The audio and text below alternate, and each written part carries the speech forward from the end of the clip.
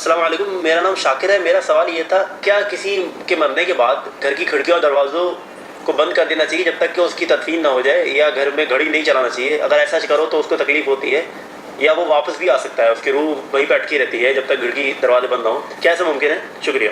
بہت اچھا بھائی نے سوال کیا. یہ معاشرے کے خرافات میں سے جب آدمی کہیں پر مر جاتا ہے تو لوگ کیا کرتے ہیں کہ جس ایریے میں وہ جنازہ رکھا جاتا ہے وہاں پر کئی دن تک چراغ رکھتے ہیں، یا اس گھر کا جو کنویں کا پانی ہے وہ پوری طرح سے صاف کیا جاتا ہے، کیونکہ ان کے تصور میں یہ ہے کہ وہ جو ملک الموت سب آئے تھے وہ سب یہ پانی سب استعمال کیے ہوں گے، یہاں اندر آگے ہوں گے، پھر کوئی نہائے گا تو وہ بھی مر جائے گا، یا پھر وہ جو کھڑکیاں ہیں وہ جو دروازے ہیں وہ بند کرتے پھر تاکہ اور ملک الموت نہ آ جائے یا فرشتے اور نہ آ جائے.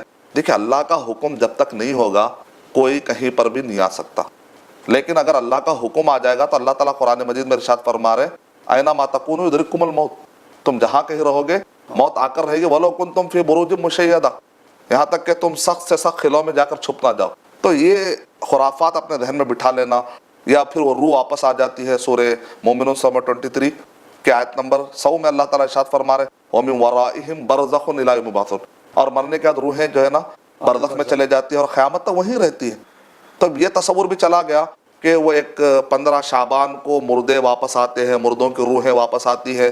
اسی لیے ہم نے دیکھا کہ بعض گاؤں میں سگریٹ اور بیڑی کے کٹے رکھے ہوئے ہیں. تو ہمارے استادوں نے اور ہمارے جاننے والوں نے ان سے انٹرویو لیا کہ آخر یہ کیا ہے، تو انہوں نے کہا نہیں، آج تو روحیں آنے کا ٹائم ہے، اور ہمارے جو دادا جان تھے وہ بھی آئیں گے، ظاہر بات ہے جب روح آئیں گے، اور ان کو بیڑی بہت پسند تھی، ان کو سگریٹ بہت پسند.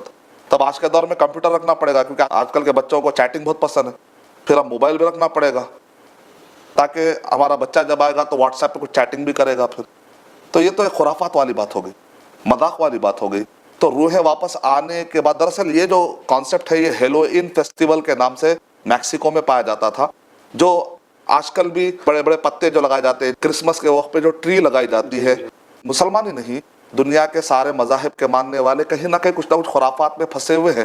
وہ لوگ درخت لگا دیتے ہیں، ان کے پاس تصور کیا ہے، یہ درخت لگائیں گے تو مخصوص قسم کے پتے لگا دیں گے تو جن اندر نہیں آئیں گے، شیطان اندر نہیں آئیں گے. تو مسلمان ہو، غیر مسلم ہو، کوئی بھی ہو، بہرحال چوری چوری ہے. اور اسی طریقے سے خرافات ہے، باطل ہے. ہم کو سب کو اویئرنیس میں لانے کی ضرورت ہے تاکہ معاشرہ خرافات. قرآن مجید کا مقصد کیا ہے؟ اللہ کے نبی صلی اللہ علیہ وسلم، قرآن مجید، یہ سب کا مقصد کیا ہے؟ لوگوں کو اندھیروں میں سے نکال کے لائٹ کی طرف لایا جائے.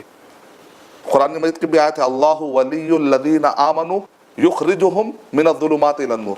اللہ تعالیٰ کیا کرتے ہیں؟ اپنے دوستوں کو، یعنی انسانوں کو جو اللہ تعالیٰ کے راستے پہ چلتے ہیں، اللہ تعالیٰ کیا کرتے ہیں؟ ان کو اللہ سبحانہ و تعالیٰ تاریکیوں سے روشنی کی طرف لاتے ہیں. لیکن جو شیطان ہوتے ہیں وہ لوگ کیا کرتے ہیں؟ لوگوں کو روشنی سے تاریکیوں کی طرف لے جاتے ہیں. تو ہم کو اللہ سبحانہ و تعالیٰ کے بتلایا ہوا کام پھیلانا ہے، معاشرے میں اجالا کرنا ہے، سوسائٹی میں اجالا کرنا. For authentic Islamic information, please log on to www.askislampedia.com.